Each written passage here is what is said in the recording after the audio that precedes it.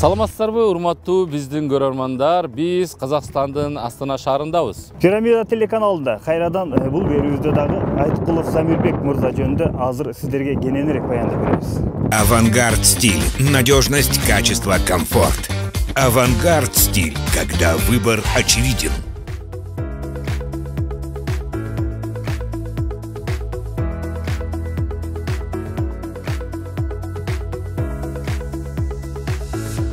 Бизден ең Кыргызстандан келген ең таза, натуральный таза курттар мына Алатоо деп рекет деген болды ғой. Ол рекет дегендерден далай таяк жегенбиз, мойындашыбыз керек. Тилди өздөштүрүү боюнча бир конкурс болуп, ошол конкурста бул казактардын арасында биринчи орунга чыгып келген. Өзүбүздүн ушул жактагы болгон бизнесибизди ушул Кыргызстанга көчүрүп кетсек деген оюбуз бар.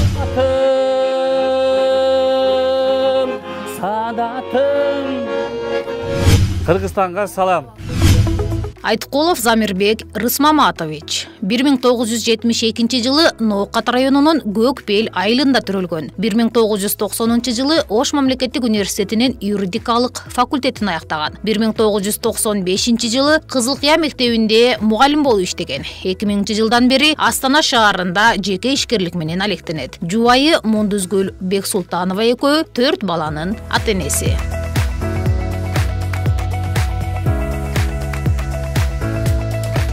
Келіңіздер. Ассалаумалейкум. Уалейкум ассалам. Шүгүр Аллада өздөрүңүздөр кандай? Кыйналбастан жүрөсүздөр. Жакшы буйрса. Бул жакта иштетип атканыңызга 5-6 жыл убакыт болуп калды. 5-6 жыл болду. Буга чейин көчүп, акыры ушул жерге келип токтогонбуз. Кыргызстандан келгениңизге канча убакыт болду? Жалпы санаганда 23 жыл болду. Анан негизги биздин баягы движущая сила деп коет го. Ушул киши в основном жазат. Менен балдарды көп биле койбойм. Баларды ушул киши бүт регировкасын кылат. Анын үчүн эми постоянно отурсаң, онда билесиң да. Менен баягы өзүн тамашалап коюп, мамлекеттик иштер менен чыгып кетем тияк-тияка. Ошон үчүн баларды ушул кишилер бардыгын билет. Эми сиздин оң колуңуз. Мен ушул оң колум. Анан менин бир туугандарым бардыгы Астанада иштеп атышты коммерция боюнчачы. Ошол кезде эле уже мага неме болуп баштады да, уже неме болчу. Түрткү берип баштады.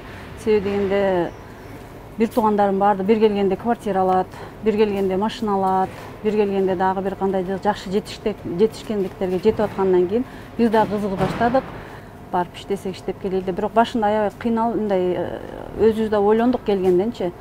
Или барып ишибиз болбой калса кантебиз деп. Бул жакта таштап кетсек деп, бир жакшынан иши бар. Менин да дипломум бар колумда. Анан кайрадан экөөбүз чечимге келип, анан уже жол бизнес. Анан негизинен бул ушул жергиликтүү фирмалар, азыр эми көптөгөн фирмалар ачылып калды дагы, биз талаа түзгө чыкканга мындай кереги жок болуп калды да. Биз издеген товар негизинен ушул жерде бар фирмалар. Өздөрү эле алып келишет да сизге? Өздөрү эле алып келет. Биз уже договорлор түзгөнбүз. Ошол объем менен алып келет. Өздөрүнүн скидкасы бар, реализациясы бар мындай. Анан Кыргызстандан келген товарыбыз бар бизден. Буну азыр казактар өтө жакшы курут. Налог системасында ондай катуу тоскоолдуктар жок. Эгерде кайсы бир жерде биз налогду азыраак төлөп койсок, анда бизди чакырат. Анда бизге определенный эмени дагы үстүнөн төктүрүүгө ушундай милдеттендирет да, ушундай жагдайлары бар. А так мындай иштегенге өтө тоскоолдук жок. Эгерде сен өзүңдүн жумушуңду так аткардыңбы, налогду, салыкты өз убагында төлөдүңбү, сага эч кандай претензия жок. Ушул жагы жакшы. Мен башынан айтам го, мисалы үчүн сен бөлөк жерге баргандан кийин сен тонкий дипломат болушуң керек. Ал сен келгенден кийин сен каалагандай тайраңдап жүрө албайсың. Бул жерде өзүнүн салты бар, санасы бар, өзүнүн жүрүм-турум. Ошого сен келишиң керек. Анан мамилең деген түз болуш керек. Сен так мамиле, жакшы мамиле кылсаң, сага ошондой эле жооп берет булар. Анан эл менен ушундай мамиле кылып жүргөнүбүз бул, мен ойлойм, ошол өзүбүздүн баягы жасаган ишибизге, мамилебизге жараша. Ошол жакшы мамиле кылсаң, алар да сага жакшы мамиле менен жооп берет. Эч ким тоскоол болбойт. Эч ким тоскоолдук болбойт. Эми бул жерде жашыра турган нерсе жок. Биз биринчи келген жылдарда бул эми баягы бул бүткүл постсоветский деп коебуз го, мамлекеттерде болду го, рекет деген болду го.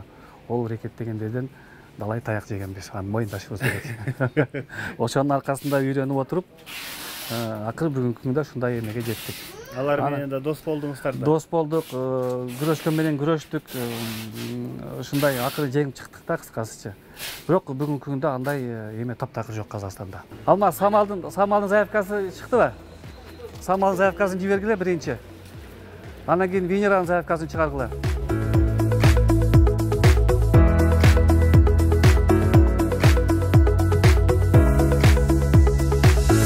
Кыргызстанга салам.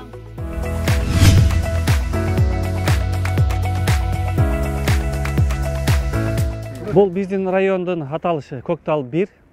Мен өзүм айылда Көкбел деген жерден болом, нокаттын. Анан кээде тамашалап Көкбел 1 деп коем да. Көктал 1 деп айтылат. Анан мына бул жердин өтө мындай жакшы жери, өтө кеңири. Кеңири баягы кеңири басканга, дем алганга да жакшы. Эми шаарда кээде үйлөр жакын болгондон тыгыз болот го. Мына кээде кыйналып кетесиң. Анан бул жер биз кеңири деп ушу жака келгенибизге мына канча жыл болуп калды? Тиягы 10-12 жыл болуп калды да. 12 жылдан бери ушул жерде турабыз.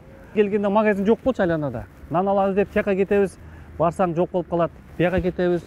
Анан кой өзүбүз магазин ачпасак болбойт деп өзүбүз магазин салганбыз. Экинчи этажын салон кылып салганбыз. Азыр ушу мини маркет. Азыр ушул мини маркетти биз көчөтүп чыгайнанда.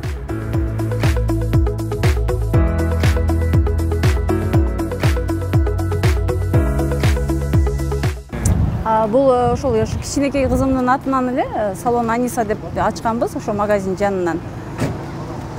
Ошол бүт бардык немелер бар, услугалар бар.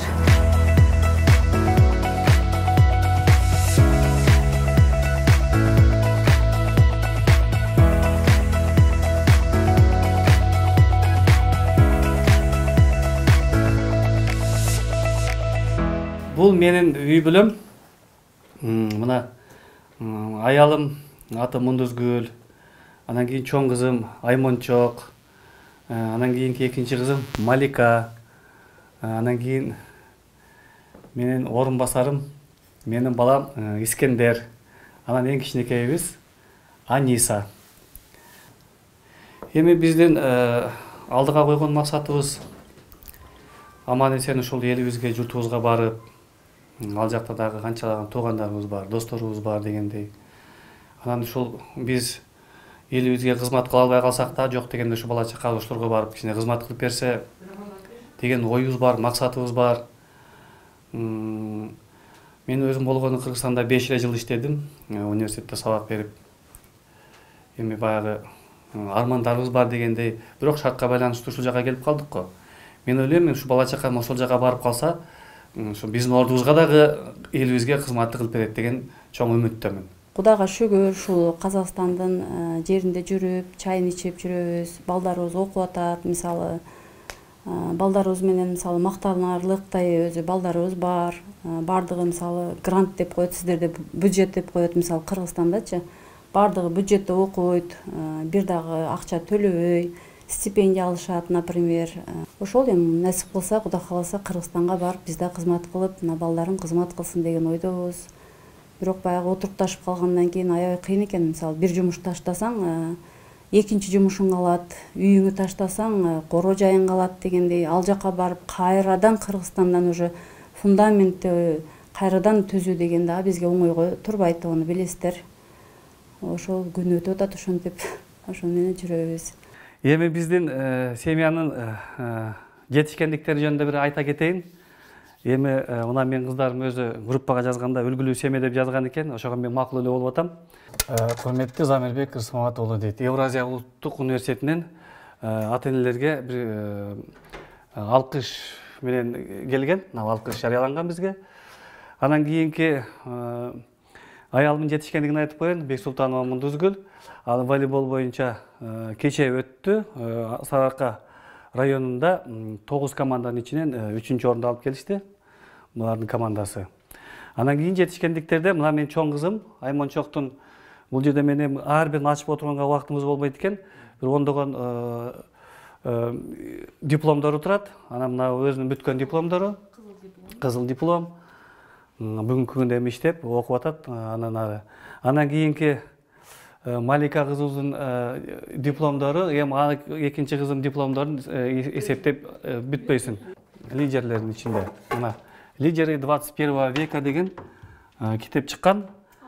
200ден ашык Ошонун ичинде 50 адам кызыл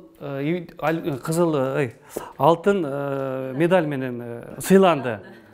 Ошол 50-нын арасында биздин кызыбыз бар.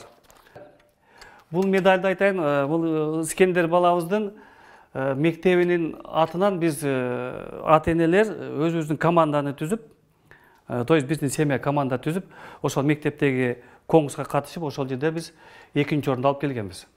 За отличную учебу и активное участие в жизни школы, дейт.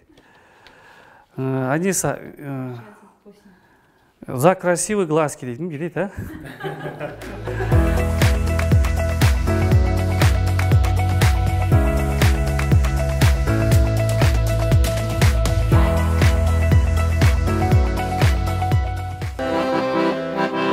Су кечип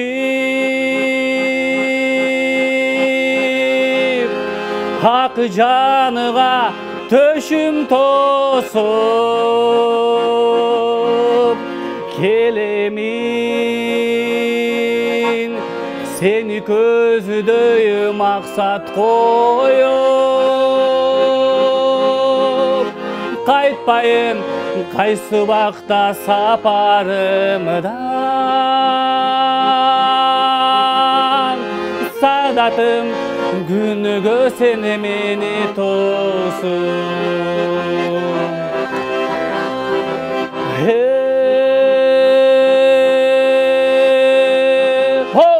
саадатым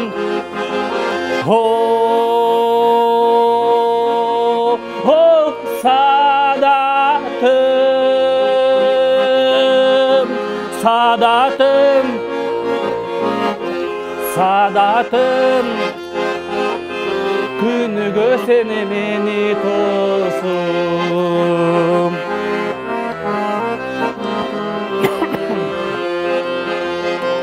кар кечип сени көздөй максат коюп келемин сени көздөй колум созуп кайтпайын кайсы убакта сабагымдан саадатым күнүгө сени мени тосуп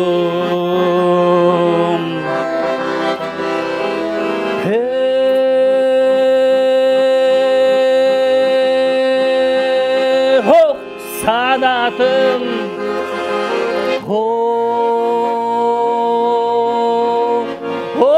саадатым саадатым саадатым күнүгө сени мени тосуп күнүгө сени мени тосуп.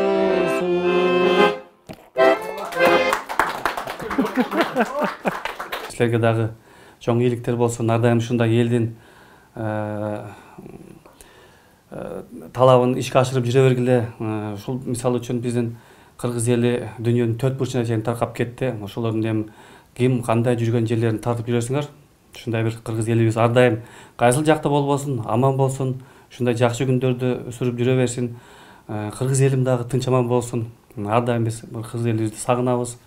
Анан жалпы эле ушу элибиз ар дайым аман болсун, жерибиз тынч болсун, ар дайым асманыбыз ачык болсун. Замирбек беке, чоң рахмат сизге. Ыраазычылык ушул биздин долбоорубузга катышып, биз менен чогуу маек куруп бергениңиз үчүн. Анан биздин долбоордун атынан кичинекей белектер бар. Ушуну кабыл алып коюңуз. Рахмат сизге дагы. Башыңыз аман болсун деп мына. Рахмат. Бул Алла разы болсун. Ден соолукта болуңуз. Анан бул болсо биздин Авангард стиль компаниясынын атынан кичинекей белектер.